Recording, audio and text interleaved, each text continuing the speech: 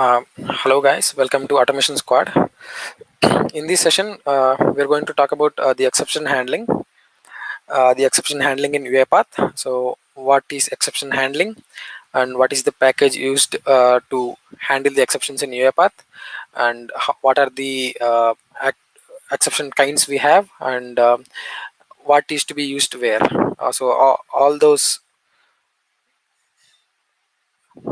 All those things will be there.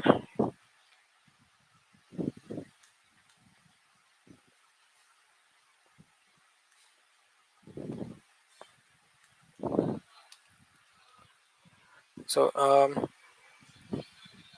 firstly, what is exception? So exception is nothing but an unwanted or unexpected event that disturbs the normal flow of the program. So this is simply what is an exception means. So in the .NET framework, exceptions are represented by the classes. So the base class or any other exceptions are directly or indirectly derived by the class called exception. So under that we have array exception, and all the some of the exception classes like system.application.exception and business rule exception. So all those comes under exception. So I'll show you an example like what I meant, like all these sub exceptions are dependent on exception, like what exactly that means. I'll explain in that in the example. So these are the few of the main exception types we have, like the IO exception, which handles the input and output errors, and the index out of range exception. So for example, if you are getting a list of files in a string array, suppose the string length is 3, and if you are trying to call array of fourth element, like the total elements are 3 and but you are calling the fourth element, then we'll have like the index out of range exception. So this handles the array out of range thing. And then array type mismatch. So for example, if you are copying a different type of array into a different type of different kind of variable type of array, then it will be treated as array type mismatch exception. And then null reference, this will mostly see in our UiPath. This uh, this will be generated from a dereferencing a null object. So and we almost, I think the most of us which will get is object reference not set to instance. So that will be like if a particular variable is empty, then we'll get by default we get that object reference not set to instance of an object. You can directly go to that activity, and then you can directly check if that variable is empty or not. You can just use a message box and then try to print that variable, and then you can see if it is empty or not. So divided by 0, this if you are from a programming background, then you should also you all should also have previous knowledge on these exception classes. Like basically in Java, we have the exception as a throwable as a base class, and then from the throwable class we'll have exception, and then under that we'll have all these.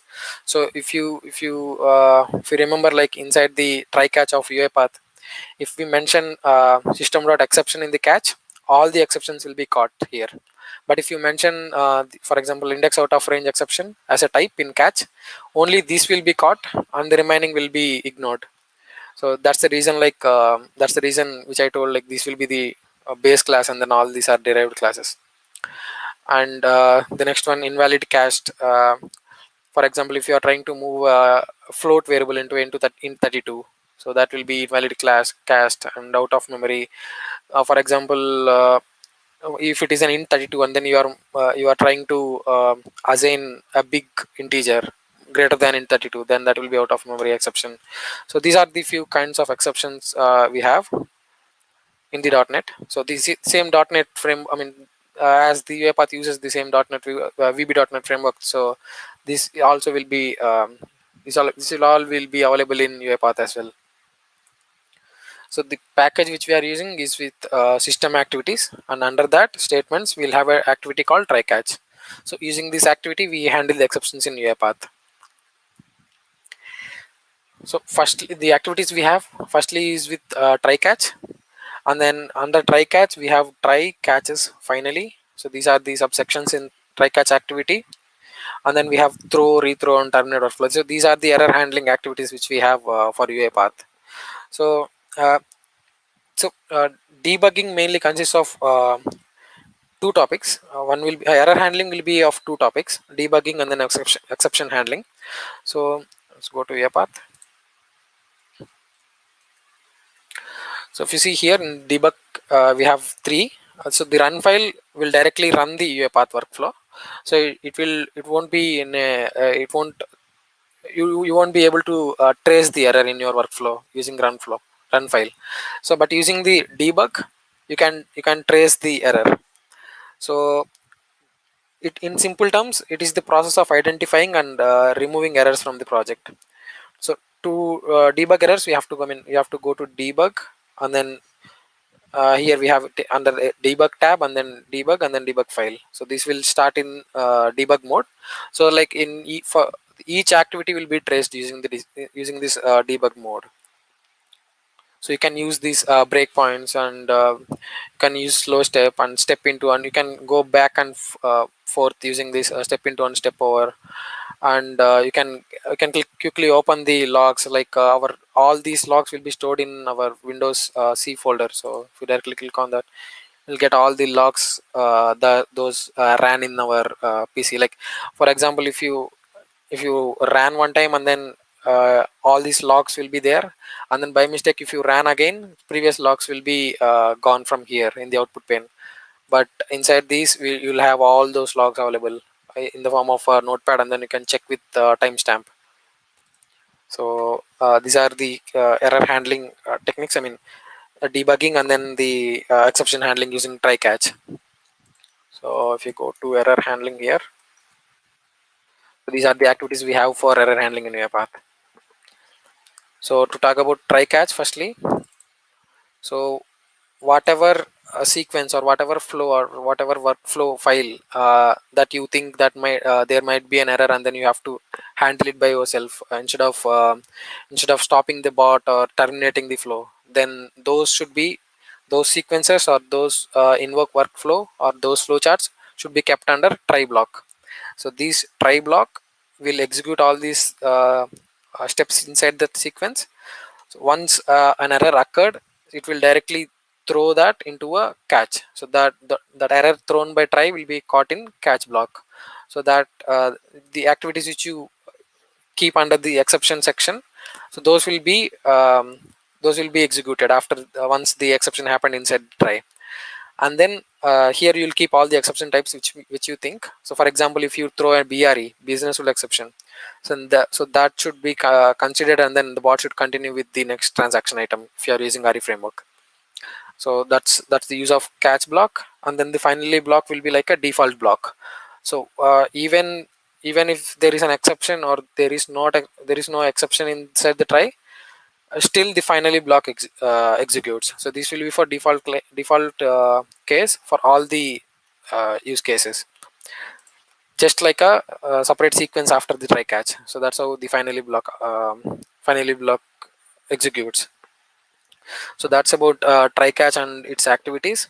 So the next error handling activity we have is throw. Let's talk about throw.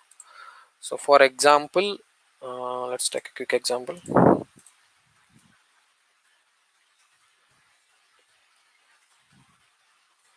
So on one more shortcut. So for example, if you have a sequence and you have a click activity inside, and if you are trying to click on any for example, the search option or anywhere here,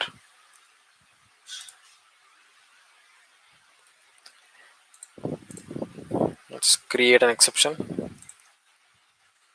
So this is invalid, so this will be like invalid UI element exception. So you can directly use this option, or you can directly press Ctrl T. That will be surrounded as try catch. As I told you already, system.exception will be a base class for all these remaining exception types. So if I use system.exception, and then if I place message box here,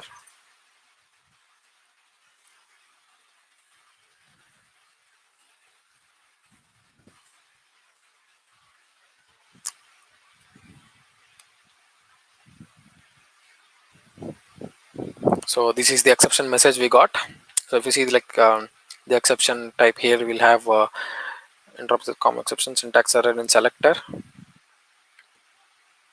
and like this is how you print the exception. So currently I've used system.exception. So any exception happened in the try, that is been caught.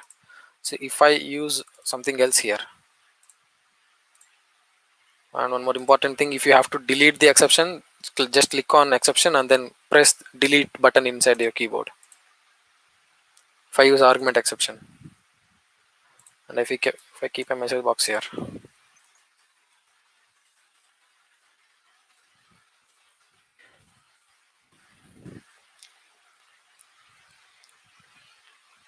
uh, yeah, if you see, it didn't went to try, it didn't went to catch block, it directly told an error here itself. So if it is being run from orchestrator, this will wait for some time, and then the bot will go to a faulted state.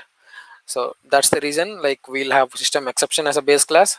For all these subtypes we can still use system exception, but all these subclass exception types, these are specifically used for that type. So for example, argument exception, this will be used only if there is a exception happened with respect to the arguments, like in arguments or out arguments. So that's the reason we use system exception if you don't know the exception. So system exception will be the unknown exception type, and then the BRE will be the known exception type. So for example, if it is a BRE,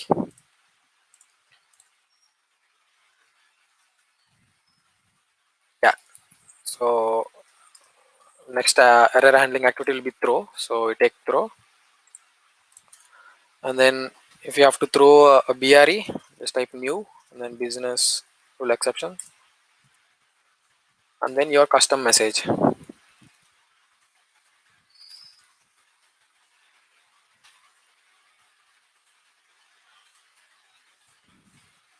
have to select a BRE here.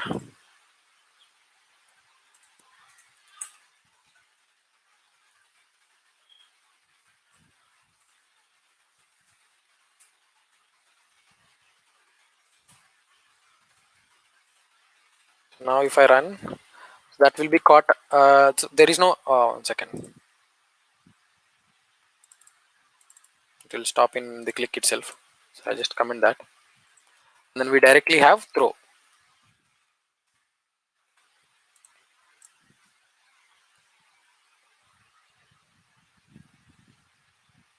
You see the exception message we gave inside that method. So that is this is BRE. So that is been printed here.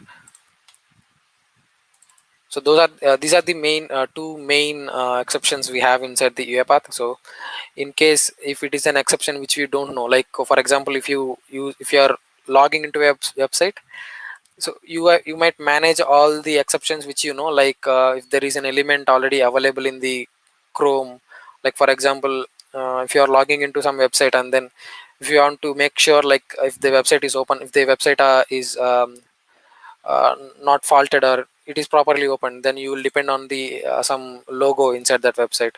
So those can be handled, like if using an element exist, you can check if that element is exist or not.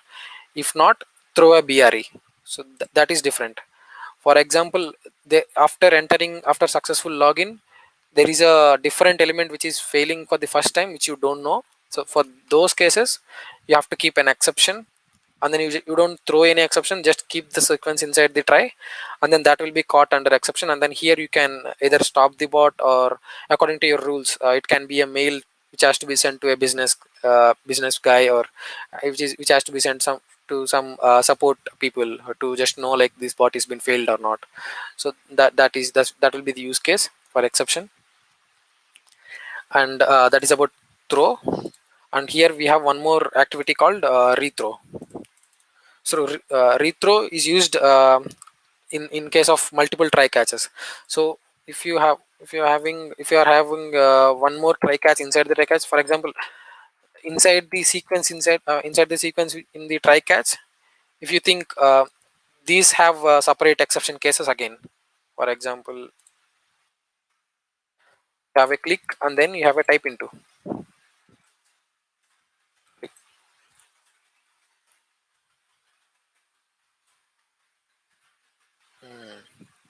Just open the notepad.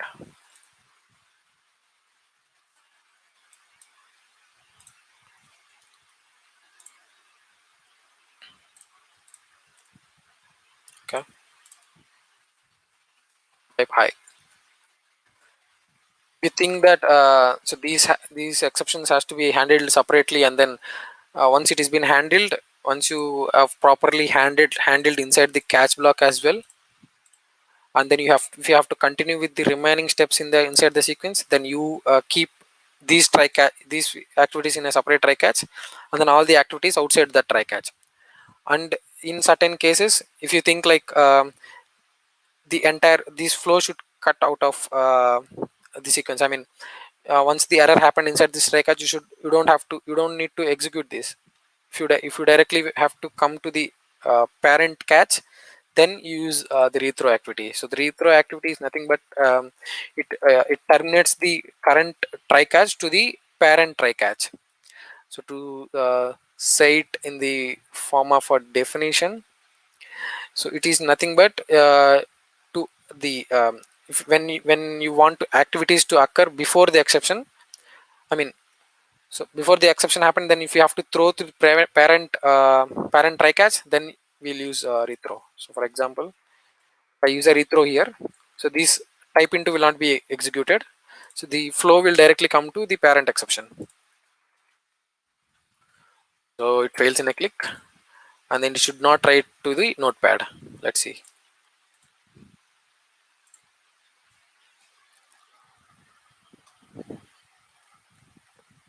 Yeah, it didn't write.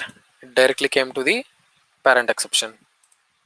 Since it is exception, I didn't kept any message box there. Let's keep a message box.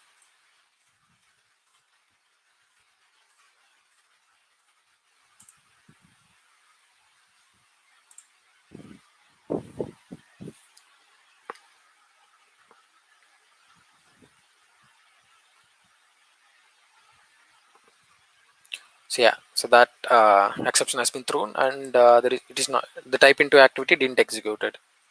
Just click on OK. So that's about the rethrow. Okay, so these are all the activities which we have inside the UiPath. Then let's so now we discussed about the error handling, and then the debug, what is the debug mode, and then like how to check the logs of the previous run, and the exception kinds, and what exactly the exception means and all. And so now we'll see, like after having a exception, I mean, what after having after the bot throwed an exception from try, so you should properly log it. So I'll take a sequence, and then I'll show you like what are the messages it can print after an unknown exception happened. Let's take a log message. Has to be error. Firstly, you can print the exception source. By exception.source, you can print the exception source.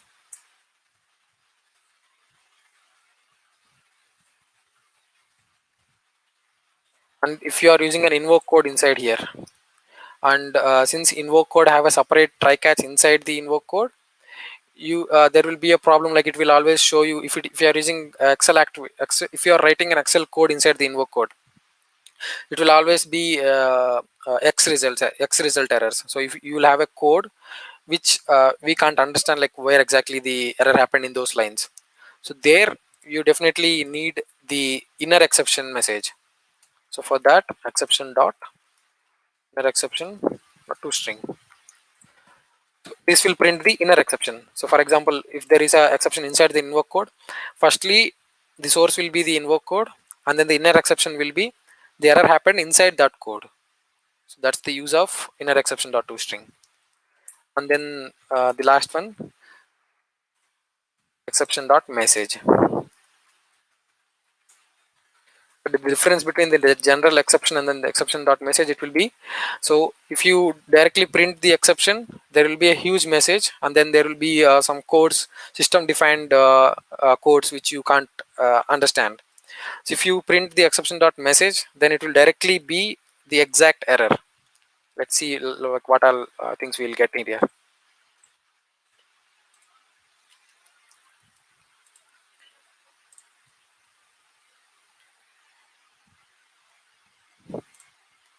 So yeah, so the exception source is UiPath.automation.activity UI automation activities, and then the inner exception is with the these are the inner exceptions. So here we have the message syntax error in the selector.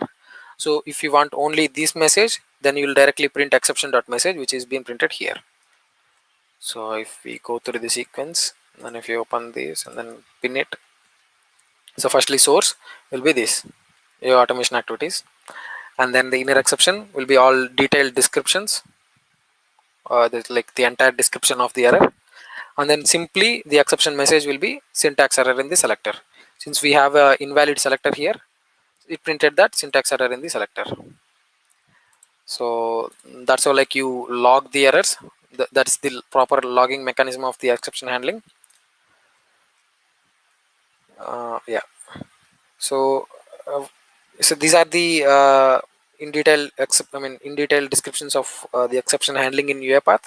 So now we'll see, like we'll quickly see the example. So this is the example which is already been available in UiPath docs, so you can directly go and download there.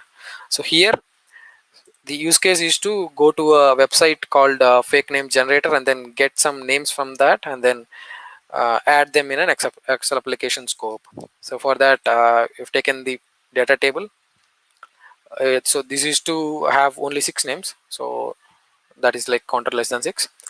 And then this will firstly it will directly the attached browser is used. So since we are not opening the Internet Explorer already, we'll get a attached window. It's the selector error, like this selector will not be found in the desktop.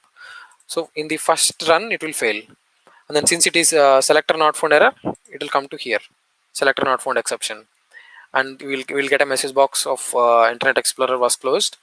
And then now we have to log in, so that sequence is being kept in finally.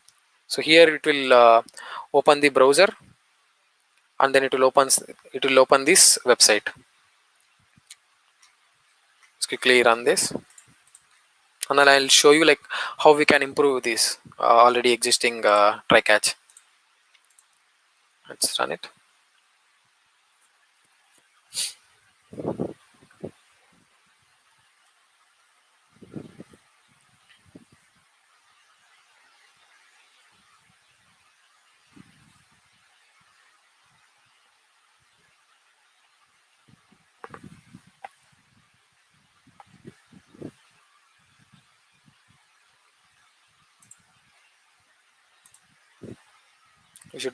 We should get this message box. Yeah, since it is a selector not found error, we got this message box. Then if I click on OK, so it comes to add data row, and then all these will be empty anyway, so it will not be added anything. And then before adding the data row, it comes to finally block. So here it checks if Internet Explorer is already opened or not. If not, it will open the Internet Explorer. So I'll just click on OK, and then it will open the Internet Explorer.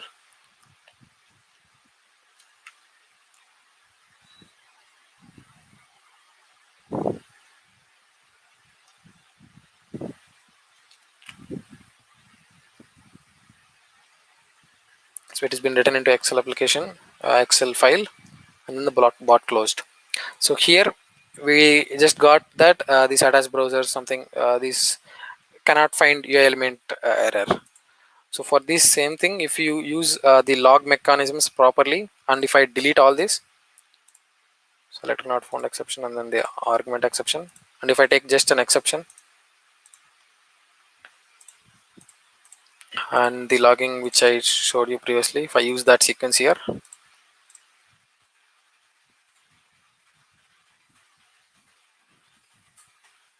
let's run it now.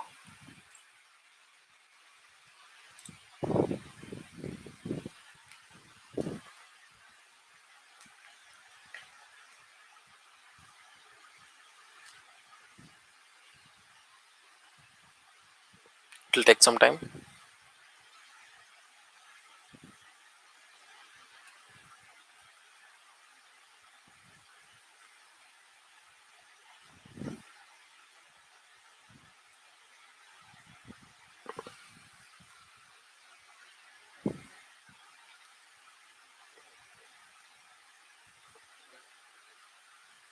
Yeah, now it opened.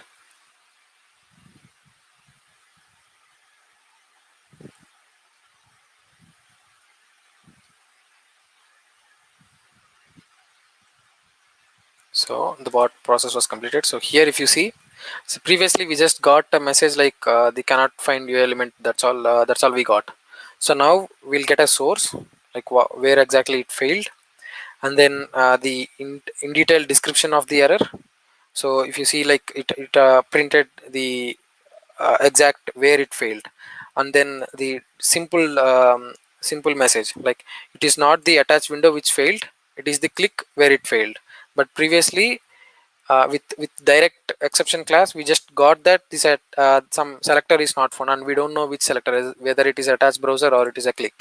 So using this exception dot message and then the source and then inner exception, we'll get some more description, and that will be helpful to solve the error like in little bit lesser number of time. So for example, if you in the previous case, if you have attached browser, it will take a little bit more time to exactly find where the error is. So with these messages you'll solve it a little bit quicker. So yeah, that's all. So yeah, that's all for today. So that's about the exception handling in UiPath. So yeah, thank you.